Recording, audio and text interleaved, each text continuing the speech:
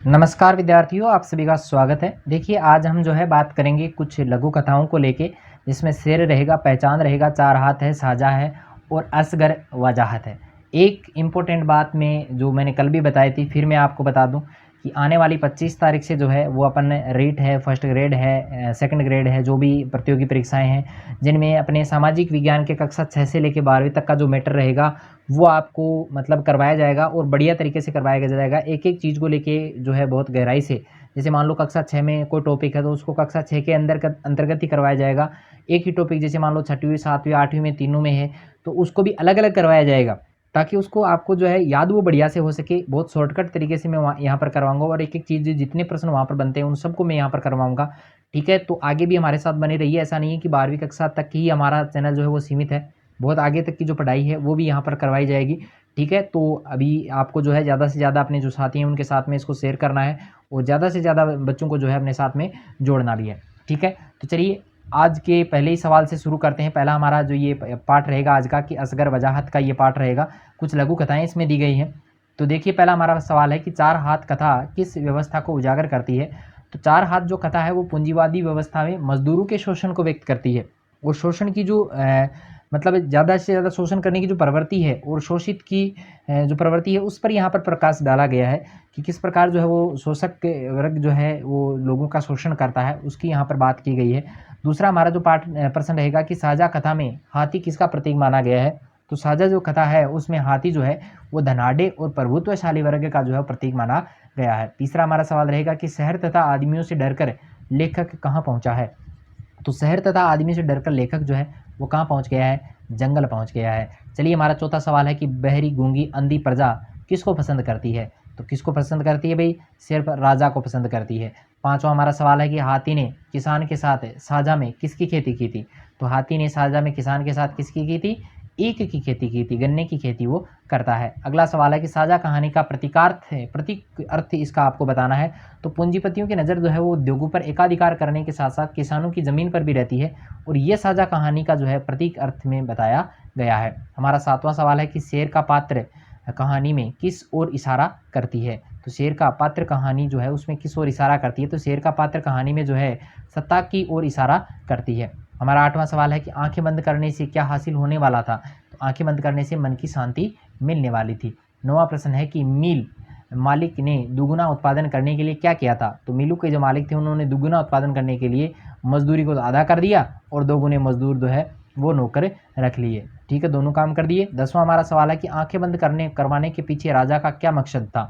तो राजा ने जनता को अपनी आंखें बंद करने का आदेश दिया ताकि लोग राजा के शोषण और जो अराजकता कर रहे हैं उसके खिलाफ वो खड़े न हो सकें, उसके खिलाफ वो ना बोल सकें और एक बार आँख बंद हो जाने के बाद राजा अपनी जो है मनमानी कर सके, जनता का शोषण वो कर सके, इसलिए उन्होंने जो था आँखें बंद करने के लिए कहा था। चलिए, लघुतरात्मक प्रश्नों को लेकर बात करें तो पहला हमारा प्रश्न रहेगा कि प्रमाण से अधिक महत्वपूर्ण है विश्वास। कहानी के आधार पे आपको ऊपर इसके ऊपर जो है टिप्पणी करनी है। वेरी मोस्ट इंपॉर्टेंट क्वेश्चन है।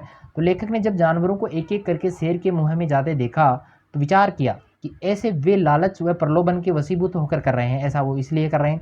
लेखक ने जब शेर के स्टाफ से पूछा कि क्या वाकई में शेर के पेट के अंदर रोजगार का दफ्तर है? तो उत्तर क्या मिला? देखो कि हाँ, सच है।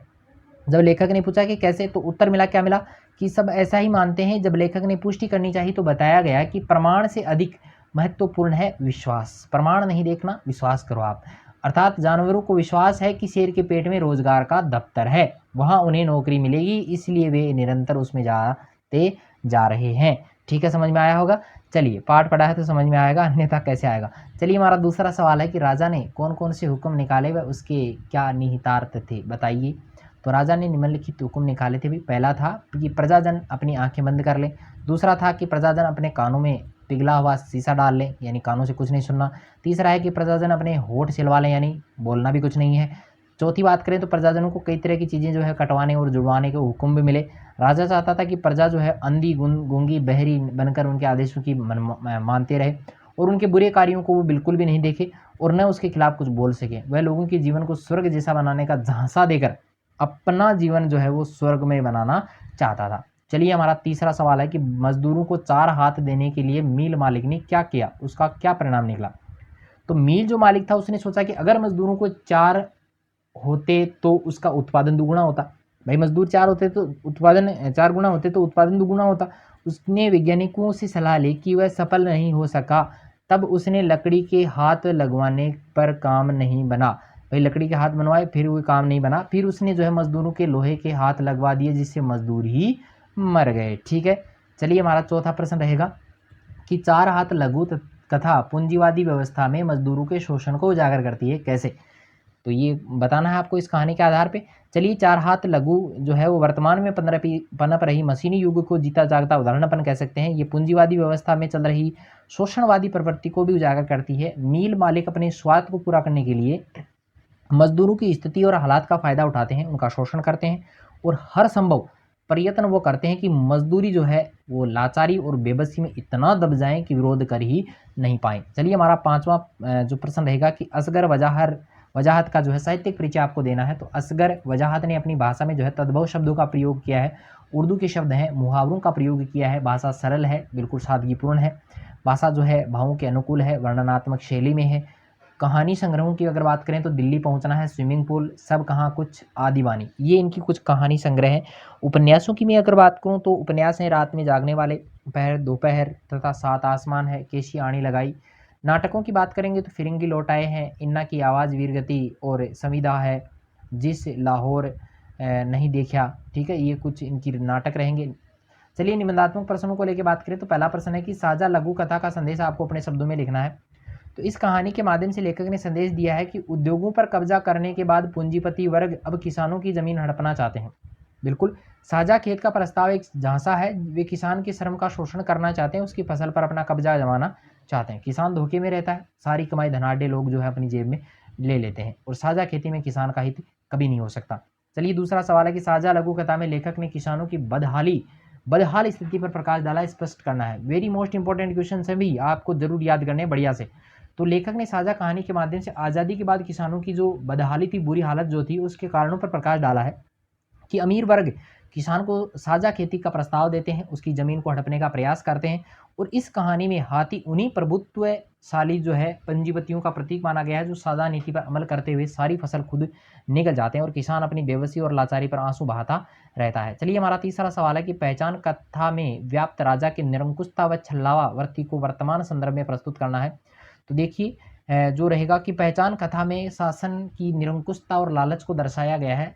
सबसे पहले राजा प्रजा को अंधी बहरी गूंगी कर देता है ताकि विरोध का स्वर न उठे, आराम से सत्ता का सुख को भोग सके और वर्तमान में इसी तरह का सत्ता का राज है। केवल यही चाहती है वो केवल यही चाहती है कि जनता आंख मूंद कर विश्वास करे। सत्ता वर्ग प्रगति के नाम पर समस्त साधनों को हड़प कर स्वयं पर भला करना चाहती है, स्वयं का भला वो करना चाहती है। पहचान कथा में निहित सत्य जो है वो वर्तमान का सर्वकालिक सत्य भी प्रस्तुत करती है। ठीक है, याद होंगे सारे। चलिए अगला हमारा पार्ट रहेगा कि जहाँ कोई वापसी नहीं, निर्मला वर्मा। ठीक है, चलिए पहला सवाल है कि सिंगरौली क्षेत्र को लेखक ने काला पानी क्या बताया है। तो देखिए सिंगरौली के जंगल प्रकृति की संपदा से इतने घने और विस्तृत थे कि जहाँ कोई आने जाने का जोखिम उठाता ही नहीं था। दूसरा सवाल है कि जहाँ कोई वापसी नहीं, पाठ के लेखक का नाम निर्मल वर्मा। तीसरा सवाल है कि आधुनिक भारत के नए शरणार्थी किनको कहा गया है। तो आधुनिक भारत के नए शरणार्थी कहा गया है नवोगांव क्षेत्र के विस्थापित लोगों को। चौथा सवाल है कि खेरवार जाति के राजा कब राज किया करते थे। तो 1926 से पूर्वी सिंगरौली में राज किया करते थे। पांचवा सवाल है कि अमजर गांव किस राज्य में आता है। तो अमजर गांव जो है मध्य प्रदेश के सिंगरौली राज्य में आता है। ठीक है, चलिए छठा सवाल है कि सिंगरौली का नाम पुरानी दंत कथा के अनुसार आपको बताना है।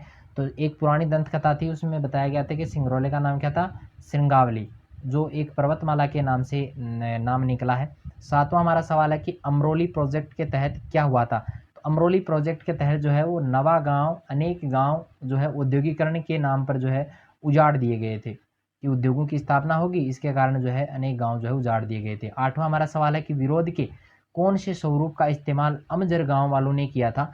तो किसी बात का विरोध जब हम चुप रहकर सत्य के लिए करते हैं तो लेखक इसे मूक सत्याग्रह कहते हैं और अमजर गांव वालों ने जो है औद्योगिकरण के विरोध में ये सत्याग्रह किया था। कौन सा सत्याग्रह किया था, मूक सत्याग्रह, यानी चुपचाप रहना। नौवां सवाल है कि जहां कोई वापसी नहीं, यात्रा वृतांत निर्मल वर्मा था ना, कि किस संग्रह से लिया गया है। तो दूध से उठती धुन से लिया गया है। चलिए हमारा पहला सवाल है लघुतरात्मक प्रश्नों में कि धरती का वातावरण गर्म हो रहा है, इसमें यूरोप व अमेरिका की भूमिका पर आपको प्रकाश डालना है। तो यूरोप अमेरिका के बड़े-बड़े जो कारखाने हैं इनसे जो CO2 निकलती है, कार्बन डाइऑक्साइड जो निकलती है, आदि जहरीली गैसों से पृथ्वी का जो तापमान है वो 3 डिग्री सेल्सियस तक बढ़ गया है। वातावरण में ये जो परिवर्तन है वो संसार को विनाश की ओर ले जा रहा है। चलिए हमारा दूसरा सवाल जो रहेगा कि जहाँ कोई वापसी नहीं शीर्षक पर प्रकाश डालते हुए पाठ की मूल संवेदना आपको बतानी है। तो देखिए इस पाठ में लेखक ने जो है औद्योगिकीकरण का जो परिणाम है और उसके बाद में विस्थापन की जो समस्या है उसका जिक्र यहाँ पर किया है कि विस्थापन से केवल मनुष्य ही नहीं उसके आवास परिवेश पर भी नकारात्मक प्रभाव पड़ता है। इन विस्थापित को लेखक ने आधुनिक युग के शरणार्थी कहा है जो अपने ही देश में अपनों के ही द्वारा भूमि क्षेत्र प्रकृति से विस्थापित हो जाते हैं। चलिए हमारा तीसरा सवाल है कि प्रकृति के कारण विस्थापन और औद्योगिकीकरण के कारण विस्थापन में क्या अंतर है। तो देखिए प्रकृति के कारण होने वाला विस्थापन औद्योगिकीकरण के होने वाले विस्थापन से बहुत अलग है, क्योंकि बाढ़ भूकंप आदि के कारण लोग सुरक्षा की दृष्टि से कुछ समय के लिए जो है दूसरी जगह पे चले जाते हैं, परंतु उद्योगों के कारण विस्थापित लोग जो है वो फिर कभी वापस अपने मूल स्थान पर नहीं आ पाते। तो ये फ़र्क है दोनों में। चौथा हमारा सवाल है कि अमजर से आप क्या समझते हैं? अमजर गाँव सोनापन क्यों है? अमजर गाँव में सोनापन क्यों है भई? तो अमजर गाँव जो था वो एक गाँव का नाम है जिसका अर्थ है कि आम के पेड़ों से घिरा गाँव जहाँ आम झरते हैं। पिछले कुछ वर्षों से यहाँ पर सोनापन है, न तो आम पकते हैं न गिरते हैं। कारण पूछने पर पता चला कि जब से सरकारी घोषणा हुई है कि अमरोली प्रोजेक्ट के तहत नवा गाँव के अनेक गाँव जिनमें अमजर भी शामिल है उजाड़ दिए जाएंगे, तब से न जाने कैसे आम के पेड़ जो है वो सूखने लग गए थे सिर्फ घोषणा से ही। अगला सवाल है कि निर्मला वर्मा का साहित्यिक परिचय आपको देना है। तो निर्मला वर्मा जी जो है वो नई कहानी आंदोलन के महत्वपूर्ण कवि माने जाते हैं।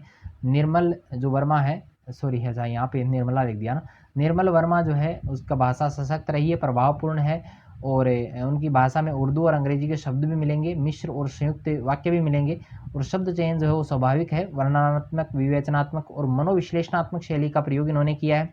कृतियों की बात करें तो परिंदे है, जलती झाड़ी है, तीन एकांत पिछली गर्मियों में और काव्यों और काला पानी जो है इनकी कृतियाँ मानी जाती हैं, कहानियाँ मानी जाती हैं। उपन्यासों की बात करें तो वे दिन है, लालटीन की छत है, तो ये इनके उपन्यास हैं। यात्रा संस्मरणों में हर बारिश में, चिड़ों पर चांदनी, धुंध से उठती धुंध और निबंधों की बात करें तो शब्द और स्मृति है, कला का जोखिम है और ढलान से उतरते हुए, ये इनकी कुछ कुछ जो है कृतियाँ मानी जाती हैं। चलिए अभी निबंधात्मक प्रश्नों को लेकर बात करें तो निर्मल जी की सिंगरौली जो है क्यों गए थे, वहाँ जाकर जो है उन्होंने क्या निष्कर्ष निकाला। तो सिंगरौली जो था वो प्राकृतिक खनिज संपदा से परिपूर्ण था। उसके खनन के लिए वहाँ के लोगों को विस्थापित कर दिया गया था, नई सड़कें व पुल बना दिए गए थे, ताप विद्युत घरों का निर्माण वहाँ पर हो गया था। विकास की इस प्रक्रिया से जो है आपको पता होगा कितना बड़ा विनाश वहाँ पर हुआ था। इसका जायज़ा लेने के लिए जो है निर्मल जी सिंगरौली जाते हैं और निर्मल ने वहाँ पर देखा कि विकास के चक्के में आम आदमी जो है वो पिस रहा है। विकास का चेहरा जो है वो मानवीय होना चाहिए, परंतु सत्ताधारियों ने जो है इसको यूरोपीय मॉडल को अपनाकर जो है भारतीय पर्यावरण को विनाश पहुँचाने का काम जो है वो यहाँ पर किया है। दूसरा हमारा सवाल रहेगा कि औद्योगिकरण ने पर्यावरण का संकट पैदा कर दिया है, क्यों और कैसे? तो औद्योगिकरण से विकास को तो गति मिलती है, परंतु पर्यावरण को जो है वो हानि पहुँचती है। वनों की कटाई जो है, औद्योगिक कचरे का निस्तारण जो है वो वहाँ पर नहीं हो पाता। जहरीली गैसों का उत्सर्जन वहाँ पर होता है, जिससे वायु प्रदूषण फैलता है। अनेक लोगों को वहाँ पर से विस्थापित होकर जो है वो जाना पड़ता है जी, वो भी एक बड़ी समस्या मानी जाती है, जिसके कारण वे अपनी संस्कृति से कट जाते हैं। बाढ़ जैसी प्राकृतिक आपदाएँ, भोपाल गैस त्रासदी, दुर्घटनाएँ औद्योगिकरण की देन मानी जाती हैं। चलिए तीसरा हमारा सवाल रहेगा, सिंगरौली की उर्वरा भूमि और उस इलाके की संपदा ही उसके लिए अभिशाप बन गई, सिद्ध करना है आपको। तो सिंगरौली की जो उर्वरा भूमि थी और वन संपदा के सहारे जो हजारों वनवासियों ने अपने परिवार का पालन पोषण किया था और वो कर भी रहे थे, आज सिंगरौली की अतुल्य संपदा ही उसका अभिशाप बन गई है कि विस्थापन की लहर जो है वो रिहंद बांध बनाने से शुरू हुई, जिसके कारण अनेक गांव उजड़ गए, चारों तरफ की हरियाली वहां पर खत्म हो गई और पक्की सड़कें व पुल बनाए गए, जिसके कारण हरियाली जो है वो खत्म हो जाती है। तो सिंगरौली का जो विंध्याचल पर्वत की मालाओं, देखो नोट लगा के भी यहाँ पर कुछ दिया है। तो जंगलों और प्राकृतिक संपदा के कारण वैकुंठ माना जाता है, यातायात के साधनों के अभाव में और दुर्गम वन भूमि के कारण जो है काला पानी भी माना जाता है। ठीक है, चलिए ये सारा का सारा आपके समझ में आया होगा। चलिए अभी जो है अपने 2 पार्ट हो चुके हैं, 2 ही पार्ट आज करवाएंगे, ज़्यादा नहीं करवाएंगे, लंबा वीडियो हो जाएगा। तो आज का मेरा वीडियो कैसा लगा कमेंट करके जरूर बताएं। वीडियो अगर पसंद आया तो लाइक जरूर करें, अपने दोस्तों के साथ शेयर भी करें और भी इस प्रकार के वीडियोस देखने के लिए आप मेरे यूट्यूब चैनल को सब्सक्राइब जरूर करें। तो चलिए आज के लिए इतना ही, मिलते हैं फिर एक नए वीडियो के साथ में, तब तक के लिए धन्यवाद।